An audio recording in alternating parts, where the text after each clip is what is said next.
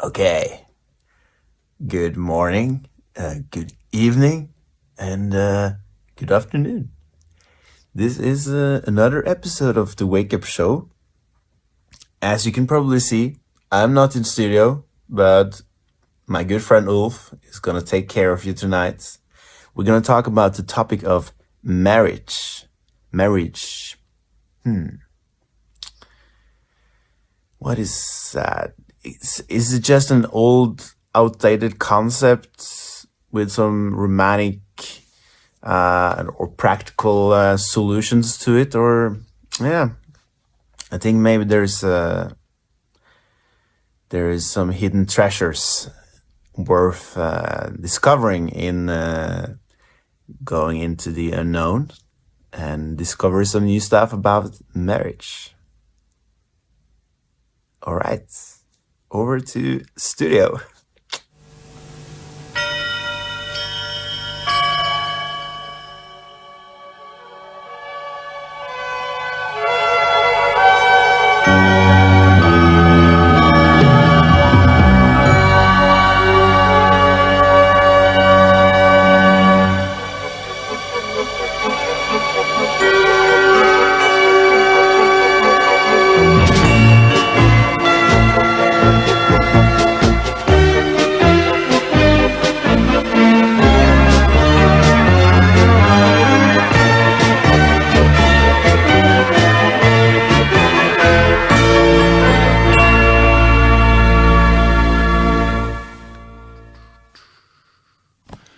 Hello, good morning, good evening, and after all of this fun is over, good night. This is the Wake Up Show, and I guess since you're here, you are awake. Audio, we have audio now. I'm really sorry about this. We're gonna have a technician on board. Enough of that. Now, as I said without audio, and now with audio, okay. This episode is about marriage. And the reason is as follows. It's early. My wife, Annette, is our very first Patreon subscriber. Thank you so infinitely much, Annette, for that. And, well, she is my wife after all. And then it just seemed appropriate that this episode would be about marriage. Also, I think me and Rabbe's relationship making this show with associates is also sort of like a marriage. So yeah, I think it seems poignant and relevant to talk about marriage. Now, let's rewind a couple of years, like a lot of years maybe, to when Ulf was a teenager. Now, Ulf was an angry atheist, way back then even, and he thought of marriage as a joke. Now, first of all, marriage was something from religion, from the church, so I was not at all interested in that bullshit. And what was the whole thing? Couldn't people just be together without this sort of contract with God? But so this guy in the sky, he was gonna like approve of this communion. So I was very not ever getting married. That was not gonna happen. Ironically, at the time, I think I was also convinced I could never get a girlfriend. So, well, now I have both. So things change. Interesting. But so I was never gonna get married, and in my early 20s, I think it was sort of, I had this great idea, right? Like, how can you mock marriage the most? Like, how was the best way to make fun of marriage? And this was my conclusion.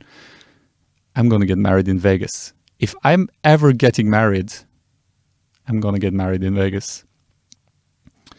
So I believe I told my girlfriend at the time, probably, like, I'm never getting married. Marriage is ridiculous. It's pointless. It's nonsense, and it's just some Christian bullshit. So I was like, but I can get married in Vegas in like an Elvis costume. That I'm completely on board with, because that would be like me winning over the institution of organized religion and sticking it right up into their Christian faces that I'm better than them, that I know better, I understand everything. Little did I know. Well, so as the years go by, marriage doesn't even enter my consciousness at all because, well, I stated very clearly that that was never going to happen. But then I meet Annette, and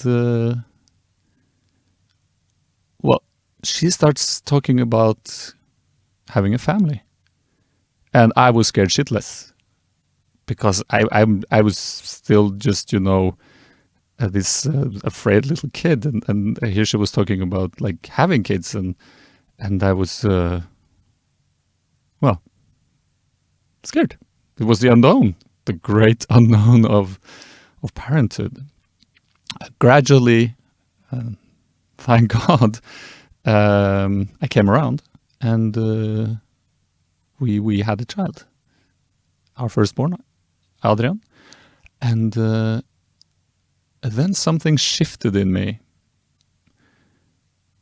And at the time, I think I felt like, well, now that we have a kid, and I knew that Annette sort of wanted to get married, I sort of got that feeling. I thought like, okay, let's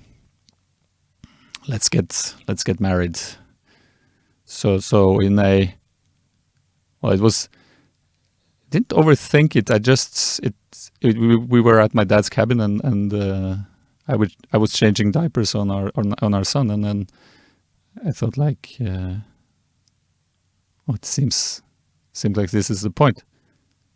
Actually, I think it belongs into the story that I didn't in fact believe that Annette was going to go to the bathroom while we were in the bathroom changing diapers, and that to me, from my experience, was when people are that close that they can go to the bathroom while the only one is there, you're practically married.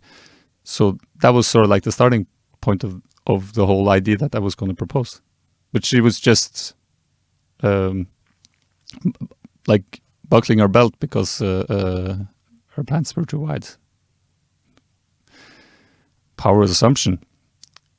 So I proposed. She did say yes, but I also had to honor my old agreement says we're going to get married in Vegas. And she was on board with that. And I think that was pretty cool. Now, going to Vegas with a 1-year-old seemed like quite the flight. And also I've been to Vegas. It's just the desert and casinos. And back to the whole, there was a small shift, right? So all of a sudden I didn't feel like mocking marriage anymore. But still, I didn't quite feel like giving into the whole religious aspect of it. So luckily, actually, through the sitcom How I Met Your Mother, we found out that there is a Vegas on the East Coast known as Atlantic City. So we went and got married at the beach in Atlantic City. And it was beautiful. It was transcendent. It was out of this world. Now, up to that point, I was so sure that marriage was just a sham. It was just sort of like a mutual agreement, like a business agreement, more or less. Like, we love each other, but let's put it onto the pen and paper, into the books. But it was something bigger than that. And it wasn't me and it wasn't Annette. It was something like in between the two. And it was overwhelming. And also just celebrating love. Our love was pretty great. So that's how I got married, and that was sort of like my initial journey into, well, refusing the deal, accepting the call, going into the unknown, and actually realizing that marriage was actually quite beautiful. We did not have a religious ceremony, but it was still, well, quite transcendent. Now, Rabbe's made like a schedule for me. That's pretty great. He's a pretty great guy. I should have married him. Didn't want to get married. That was the first topic. Yeah. I didn't want to get married. But then I did. It changed.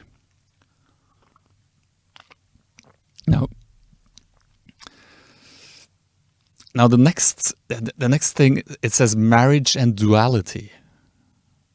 What the hell is marriage and duality? I wrote that. Actually, I told Rabbe to write that, and he wrote that. Okay. Now, marriage is it's a pact between two people. Man, woman, woman, man, horse.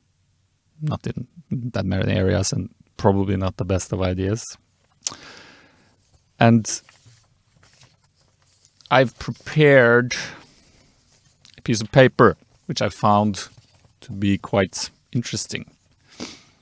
Wedding vows. Now, a wedding is, in a sense, two becoming one, right? So you have these two people, and they're becoming one, and the engine for all of that is love. I believe, I know, you know, that love is the glue that keeps marriage together. Love and the marriage go together like a horse and carriage. Yeah. If it's in a song, it must be at least a shred of truth in that. So, two are becoming one. And I was a bit curious as to how do the different religious communities use that in ceremony. So I'm gonna read to you guys the Jewish wedding vows. Now, during a traditional Jewish wedding, the bride and groom may say these words in Hebrew. Now, I don't speak Hebrew, so I'm going to do it in English. Now, it starts with, I am my beloved, and my beloved's mine. That's nice. And then they exchange rings and the 7 blessings. The Shiva Berkahut. Okay, I'm going to have to go to Hebrew school, I guess, but let's hear this. Blessed are you, Adonai, our God, ruler of the universe. Gladden the beloved companion as you gladden your creatures in the Garden of Eden.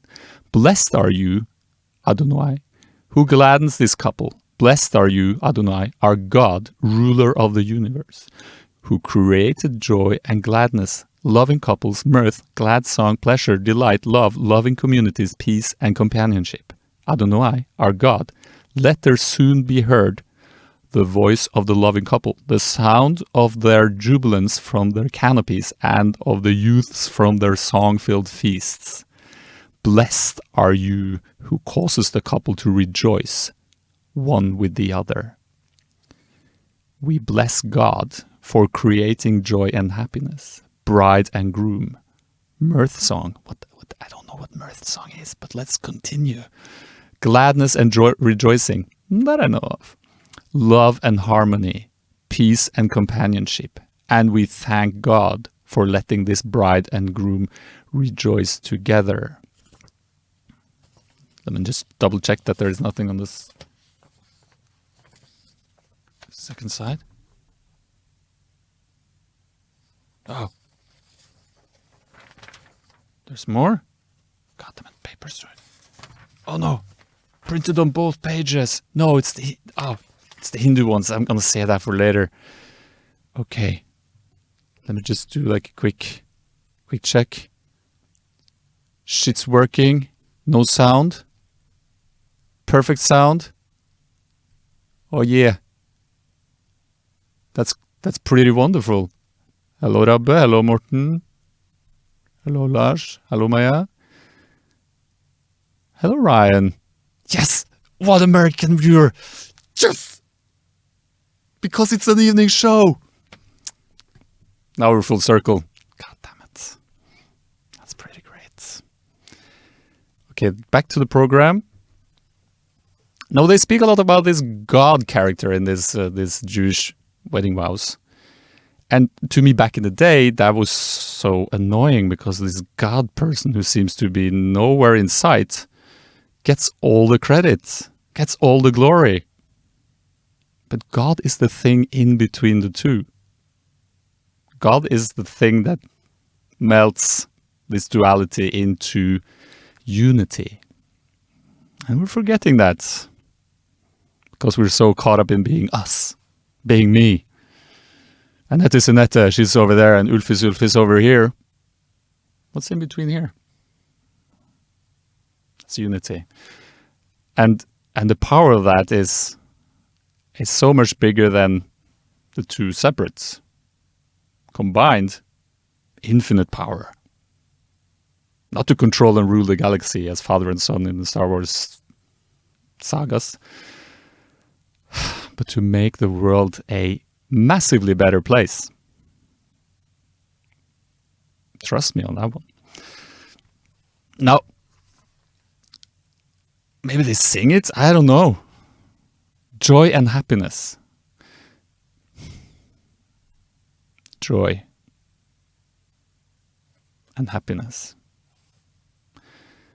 Now, back in the day, when I wanted to get married in Vegas, I was living I thought happily in my limited self as a poor little me stuck on planet Earth, trying to do my best to survive.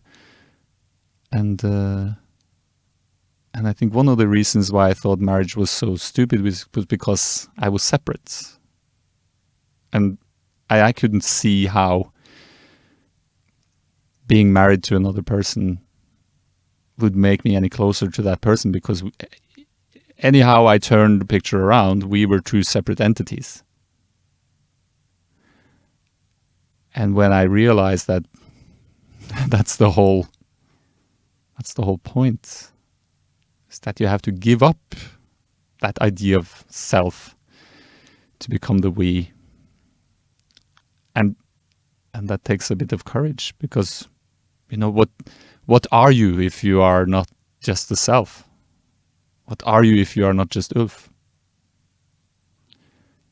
And marriage is the gateway drug to get you into that good place of joy and happiness. And mirth song. Is it earth song? Mirth. I don't even know what mirth is. Sounds cool though. I wanted to read another one. Hindu wedding vows. Okay, let's do this. So Hinduism, big in Asia. Yeah, didn't take religion at the university, so be gentle with me. As bride and groom walk around a flame, honoring Anji, the fire god, they recite the following. The fire god. That's pretty cool. That's passionate. Let us take the first step to provide for our household a nourishing and pure diet, avoiding those food injurious to healthy living. Damn. Let's take the second step to develop physical, mental, and spiritual powers. Let us take the third step to increase our wealth by righteous means and proper use. Let's take the fourth step to acquire knowledge, happiness, and harmony by mutual love and trust. Let us take the fifth step so we are blessed with strong, virtuous, and heroic children. Let us take the sixth step for self-restraint and longevity. Finally, let us take the 7th step and be true companions and remain lifelong partners by this wedlock. Wow. That's pretty powerful. Hindus know what's up. Yet they do speak of the same things.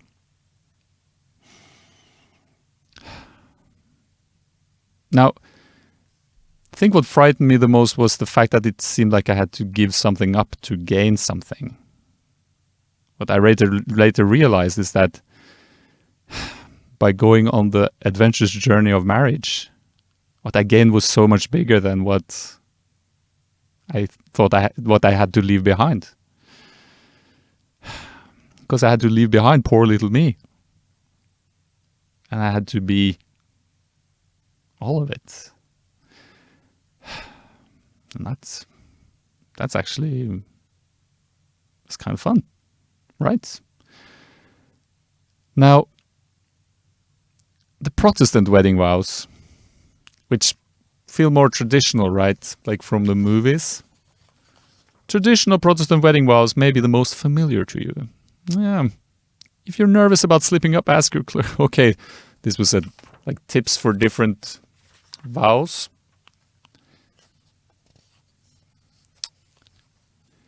In the name of God, I, Ulf, take you, Ulf, to be my husband and or wife, to have and to hold from this day forward, for better, for worse, for richer, for poorer, in sickness and in health, to love and to cherish, until we are parted by death. This I solemnly vow. Now, the reason why I said my name both as the bride and groom is because I do see that there is also an interesting pattern in terms of the duality within oneself. Now, in my experience, if you make it very concrete, you can turn Ulf into two things. Is the ego, and is the soul.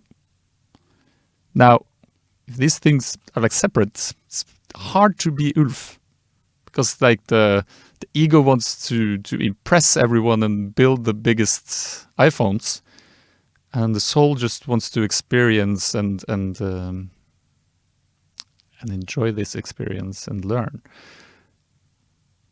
But if I manage to combine the two, by golly, what will happen then? Maybe I will be content with life. Maybe I will be happy in both sickness and in health, for better and for worse, in good days and bad days. Now, I think before I thought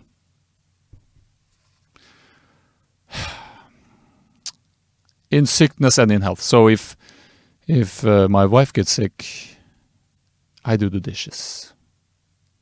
If she's not feeling well, I drive the kids to school. But now I see that this speaks of something way bigger than that. It speaks of finding the power within you through the communion with another to actually live life even though there is sickness, regardless of whether your health is good or bad.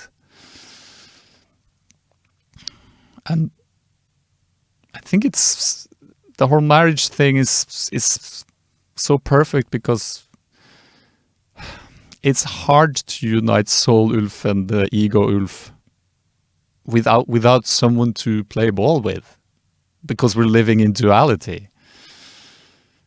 I tried living in as a singularity. It was fun for a while, but a bit lonely. Now this place, on the other hand, there's like billions of us, and there's trees and horses and cats and dogs and strawberries and raspberries. Yeah, and we get to experience the fact that by communing with someone, when we let our guard down, when we just be with another human, we are something far greater, something bigger. We are love. And ironically, we're God, which seems blasphemous at some weird level, but why? God is the thing in between the two. God is love. And all of this is just labels and words, but we actually need to acknowledge that love is also in the bad days.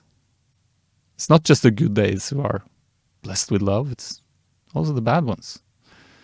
Because that's the life experience that you, my friend, are so lucky to have. You won the lottery, even when you lost. Let's do another wedding vow, shall we? We're getting married tons of times today. That's great. Catholic wedding vows. Oh, this one I like. Apache wedding vows. In Apache tradition, there may not be exchanging of vows. However, a wedding blessing is read to the couple. Now, so I'm reading the blessing. Now, you will feel no rain, for each of you will shelter the other. Now you will feel no cold, for each of you will be warmth for the other. Now there will be no loneliness, for each of you will be companion to the other. Now you are two persons, but there is only one life ahead of you. May beauty surround you both in the journey ahead and through all the years. May happiness be your companion, and your days together be good and long upon earth. Treat yourselves and each other with respect and remind yourselves often of what brought you together. Give the highest priority to the tenderness, gentleness, and kindness that your connection deserves. When frustration, difficulties, and fear assail your relationship, as they threaten all relationship one time or another, remember to focus on what is right between you, not only the part which seems wrong. Well, that's the good stuff, right? Do you feel that? That is the good stuff. In this way, you can ride out the storms when the clouds hide the face of the sun in your lives, remembering that even if you lose sight of it for a moment, the sun is still there. And if each of you take responsibility for the quality of your life together, it will be marked by abundance and delight. Damn!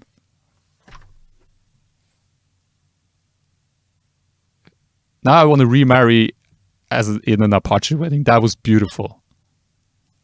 Now, like all the good stuff is like it's all good, but when the storms hide the sun and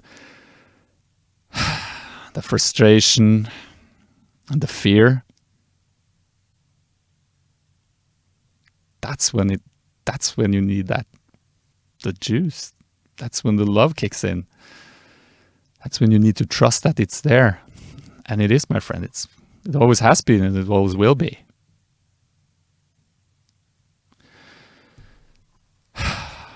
Wow. Gonna check out Rabbe's schedule. So it says, Øystein is asking the studio question. Now, do you have a...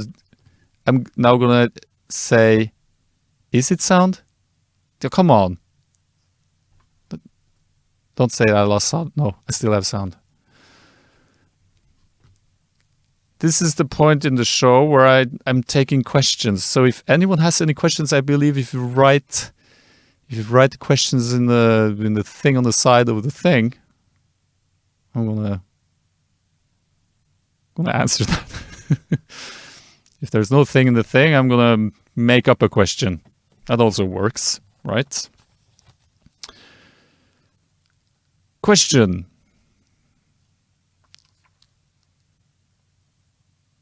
What's the whole thing with until death do us part? Yeah, interesting question there, listener number 4. It's, where was the, till death do us part? We're parted by death. That sounds horrible. Whoa. Now, as I said, we're living in this box called duality, and this duality is segmented by birth. That's the beginning of the whole shebang, and death is like the end of the thing. And within those realms, we can experience infinite love, and one very efficient way to do that is to give yourself totally to another human being or tree, but in a different way, not like physically. Do not sleep with a tree. That's a bad idea. Horrible. Now, after death, we go back to whatever we was before birth. And, well, in my experience, that place is love. So we're here to experience love in physical form. And when we go out of this, we are love. So, in a sense, after death, we are the thing that is between us. That sounds about right? I like that.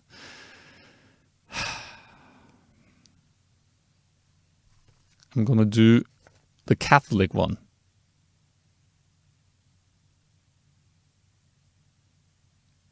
Now, Ulf and Ulf, have you come here freely and without reservation to give yourself to each other in marriage? Yes, we have.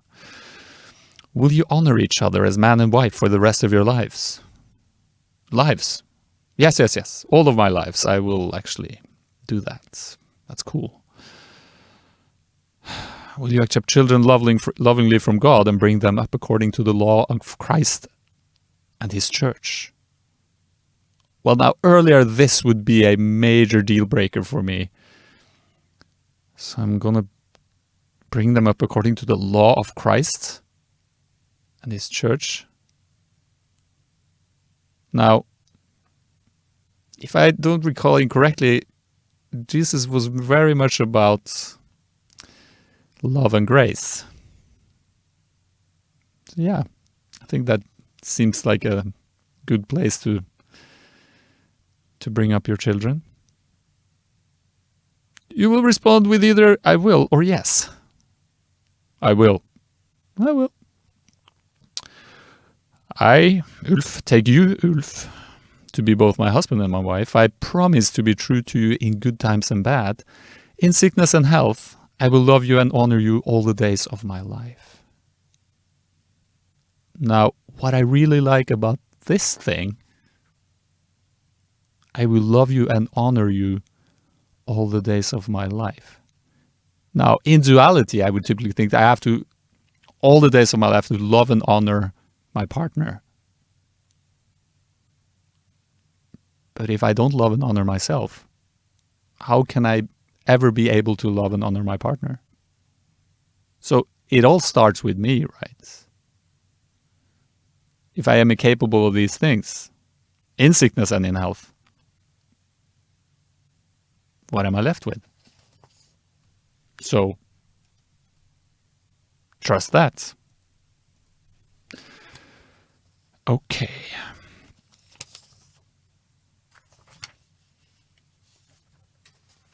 I also have some Cherokee wedding vows. Oh, let me check the time schedule. Let's see. Oh, yeah. Marriage as a metaphor for all relationships. Yeah, I think we've gone into that subject, haven't we? I think so, but well, let's go in there before I do the next vows. I think, as I said in the intro, both with and without sound, Rabbe and I have this thing together where we're making this talk show. We're doing these wonderful podcasts, and it's been, and it is, and it has always been such a delight. And it's a communion between me and Rabbe. And we've had rough patches and challenges. And typically it's because of misunderstandings, of not actually listening. But when we are listening to each other and when we're communicating well, things are functioning beautifully, right? And I think that's in any relationship.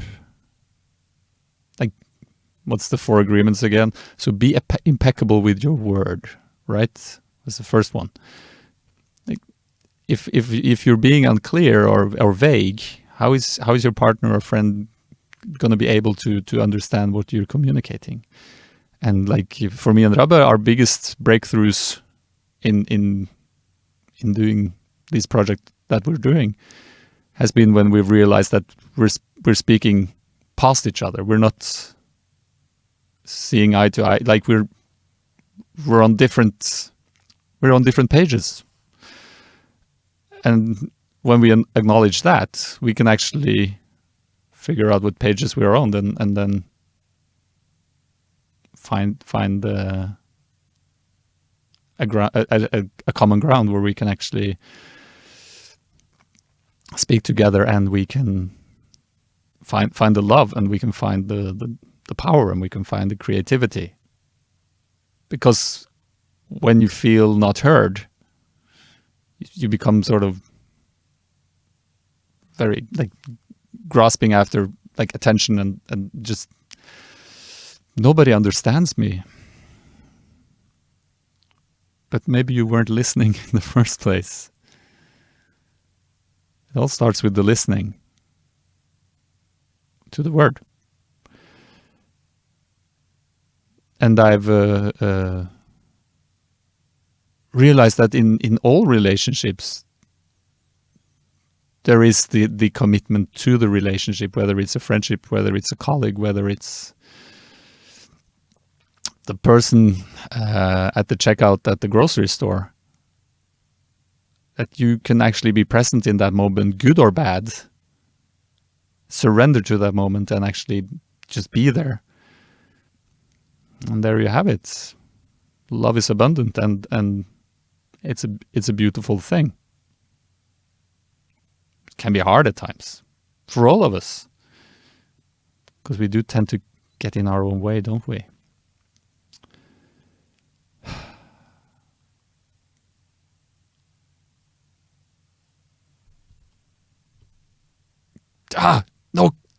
No questions.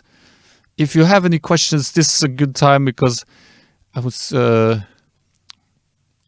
can think of another question. Don't worry about it. I'm gonna read some vows. Now, we did the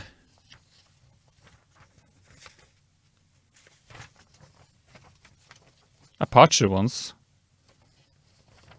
Let's check out the Cherokee ones. God in heaven above, please protect the ones we love. We honor all you created as we pledge our hearts and lives together. We honor Mother Earth and ask for our marriage to be abundant and grow stronger through the seasons. We honor fire and ask that our union be warm and glowing with love in our hearts.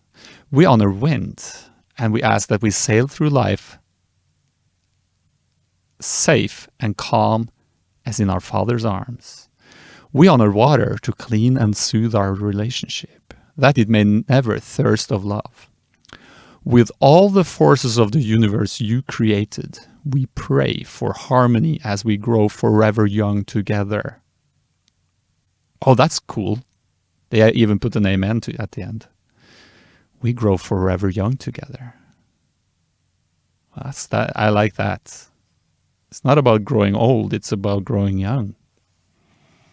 Because that's the thing, right? When you when you let go of this self that you're so keen on protecting against the forces of nature, the wind, the fire, the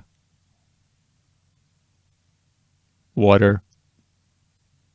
What's like the 4 elements? Earth, wind, fire.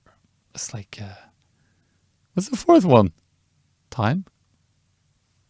Maybe there was just 3. God damn it.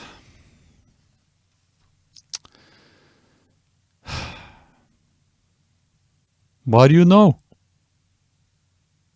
Well, you know, and I know, that it's all about the surrendering to the moment. And I can try as much as I like to plan ahead. But if I'm present right here and now, with you, my friend, then we're all good. And no matter what happens, whether there be sound or no sound, whether there be picture or no picture, whether I have a hat on or not, why do I have a hat on? It doesn't make any sense. Or does it? Time will tell. But at the core of it all, I think, at least to me, as this teenage Ulf, stuck in ego land, because I was convinced I did not have a soul. When my friend Christian said to me, but Ulf, if you feel inside, like feel inside what you're talking about, inside are my vital organs. All they do is their tasks. But I guess he planted a seed that day, and which allowed my soul to actually come forth. And allowed me to find some balance in my life. When I communed the two and became one. The one. The main character of my story, Ulf's story. With a hat. And a baseball bat. That's just me rambling on. I don't have a baseball bat. Never were any good at sports. Should have married sports, I guess. That'd be much, much better.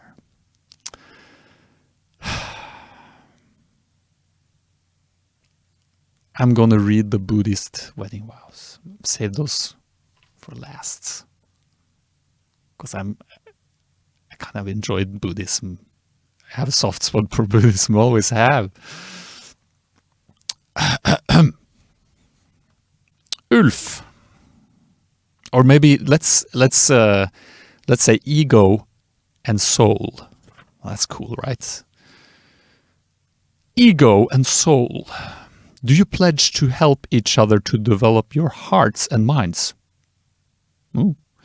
Cultivating compassion, generosity, ethics, patience, enthusiasm, concentration and wisdom as you age and undergo the various ups and downs of life and transform them into the path of love, compassion, joy, and equanimity. Man, I need to check out what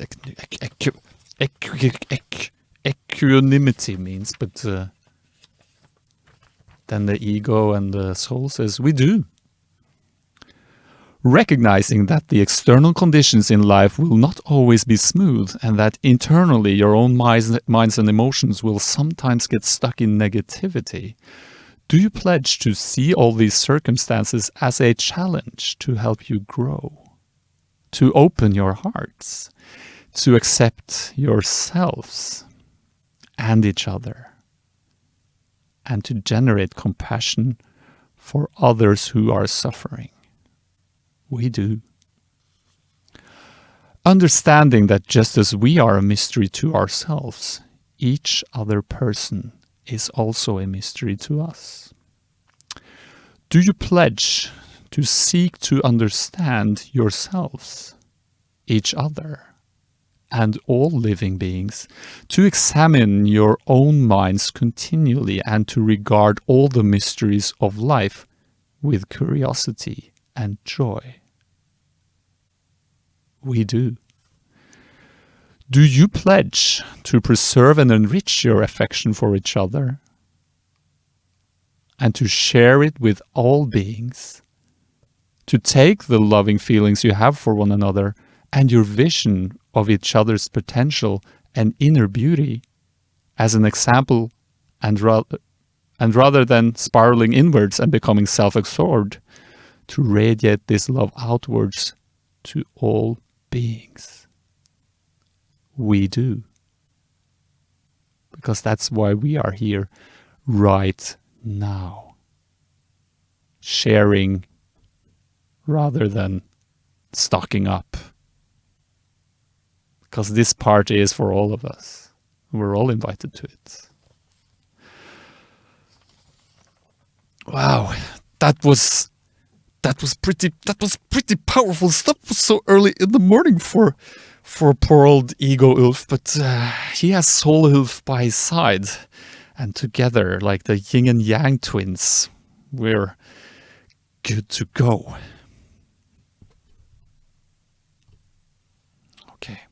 Okay.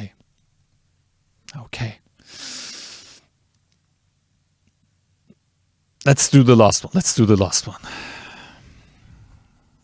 The non-denominational wedding vows. I commit myself to you as wife and husband, or as unity, to learn and to grow with, to explore and adventure with, to respect you in everything as an equal partner in the foreknowledge of joy and pain, strength and weariness, direction and doubt, for all the rising and settings of the sun. We tie these knots to symbolize our connection to each other. They represent our trust in each other and our combined strength together. And then I guess they tie a fisherman's knot, which grows stronger with pressure. And that's kind of cool, right? Because it's if life is just a series of blissful, joyful, wonderful events, how is that going to tighten your inner wisdom of the love that all of this is very well planted on?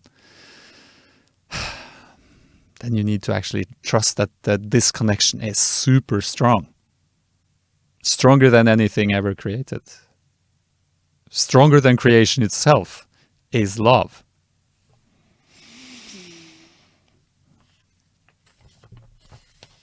Fully merging the feminine and masculine in you. Now, I wrote this. Why on earth did I write this? Yes. Now, back in the days when I was young, I thought that the feminine was women and the masculine was men. So marriage would be the feminine and the masculine joining together. I don't think I was opposed to sex marriages, but in a sense, it does seem like that from this vantage point. But then again, I just hated the whole concept, so who knows, right? Now, I've later learned that the feminine and the masculine is actually, well, it's all within you, baby. Easier to see through an external mirror, like a partner, like a wife, or like a husband, or like a random person walking past you on the street, because we're all mirrors, right?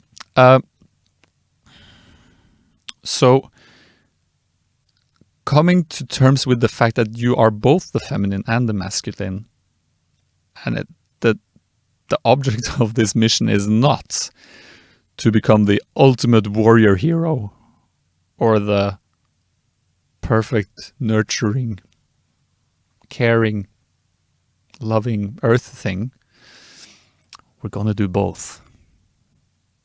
Yeah. And we're going to do it.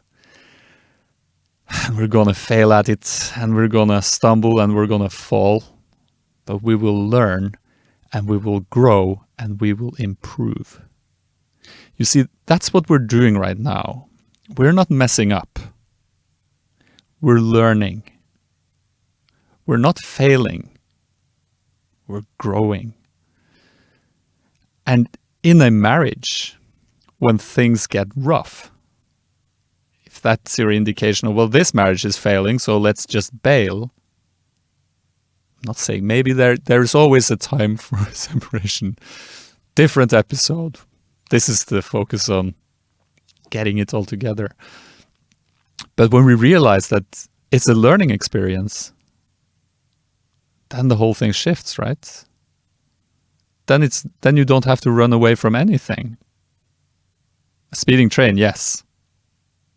Physical objects in high speed, yes. Your emotions, no. Because your emotions are here to teach you something, like the mirror right in front of you. So, just stick around, breathe, and listen. Listen, and you will grow. You don't see plants screaming at the sky, like, please, water. They're just listening. Bring it in. Trusting in the good things. It's pretty beautiful. Now, my final thoughts on marriage.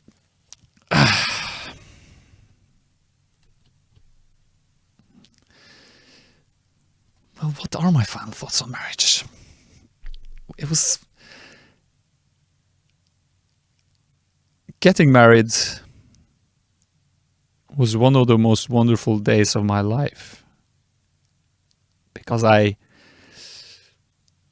for a brief moment in time, let go of myself and allowed myself to be united with our greater self, together with my wonderful wife. We were standing at the beach in Atlantic City, or Longport, which is a bit south of the city itself. And we were singing to each other. Now, we've always been fond of the Beatles. Might be my father-in-law's fault, or to his, words elude me, to his credit. Well, the Beatles has always struck me like, well, a failed marriage? No. They were growing and learning too. Just like we all are. But the song that we felt was perfect for that time goes a little something like this, I think. And I tell you something, I think you'll understand when I say that something. I want to hold your hand. Now, I'm getting really emotional because whenever I sing that song, I let go of myself and I become a part of everything. And when I become a part of everything, I become overwhelmed with joy and grace. I want to hold your hand. I want to hold your hand. Because that's all we want, right? It's for someone to hold our hand. Now, what do you know? You, my friend, are there to hold your own hand and carry you through. And through the help of others around you, you can get to even higher vantage points of this beautiful, wondrous thing called life. Marriage. Like a horse and carriage. This I tell you, brother. Can't have one without the other. We're closing in on what seems to be the 8 o'clock mark. And, well, as a tradition on this show, I've searched the internet far and wide, and the internet is pretty far and pretty wide, I tell you, to find a quote that I think is suitable for today's episode. I printed it out on a piece of paper, and this paper is right here in front of me. And I'm going to read it to you, my good friends. If you want to make the world a better place, take a look at yourself and make a change. Michael Jackson actually wrote that, sang it in a song. Now that mirror can either be in your hallway or it can be through your partner. But it's not about changing your partner. It's about you growing to become what you always have been. Infinitely awesome. So, with that, I believe I'm going to wrap this party up. Now, I've prepared a clip for you, which was a gift to my beautiful wife, whom I love infinitely, as I do love myself. Because if I cannot love myself, how can I love anyone? Thank you so much for hanging out with me this fine morning. I hope you all have a good one.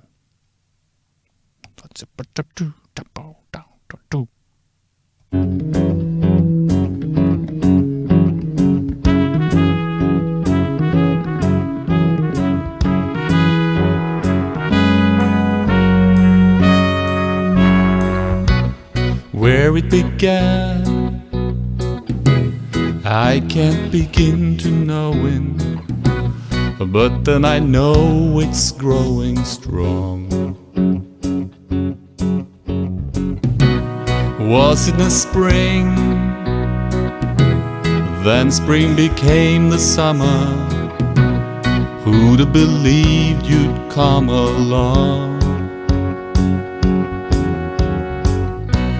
Hands, touching hands, reaching out, touching me, touching you. Sweet wife of mine, good times never seem so good. I've been inclined to believe they never would, but now I look at the night and it don't seem so lonely. We fill it up with only two.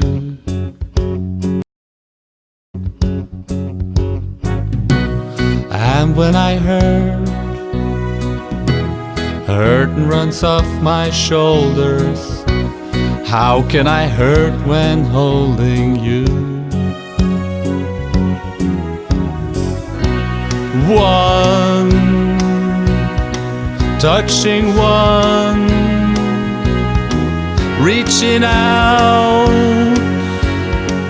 touching me, touching you. Sweet wife of mine, good times never seem so good.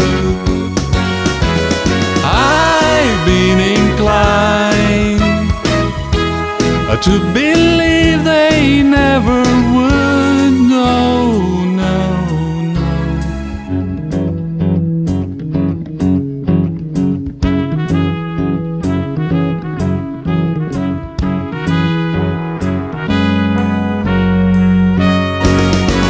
Sweet wife of mine, good times never seem so good.